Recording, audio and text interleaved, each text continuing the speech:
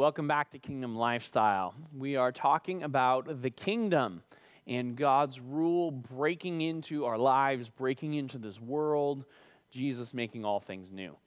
Today I want to talk about what Paul says in 1 Corinthians 4:20. He says this, "For the kingdom of God does not consist in talk, but in power." And I think this is interesting because this defines for us the means of the kingdom. You know, the kingdom has many ends. It has many directions that it leads. It leads into personal healing and wholeness in our lives, emotionally, physically, relationally.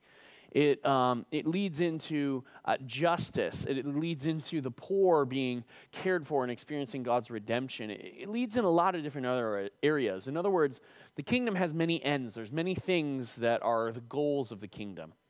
But as we pursue those goals, it's important that we not only pursue the ends of the kingdom, but we use the means of the kingdom. And God's rule breaks in through power. And so that means wherever we're called to operate, to bring, to further the purposes of the kingdom of God. Maybe we're called to work in sex trafficking. Maybe we're called to work in the world of business and to generate resources and so forth. Maybe we're called to pray for the sick or called to evangelism, whatever it is.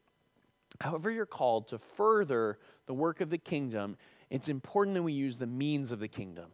If you're called to minister in sex trafficking, then do it in the power of God. Don't just do it organizationally. Don't just do it structurally. Do it in the power of God. Ask for the power of God to help set people in bondage free. Ask for the power of God to bring you revelation for where to find people to bring out of sex trafficking or whatever it is.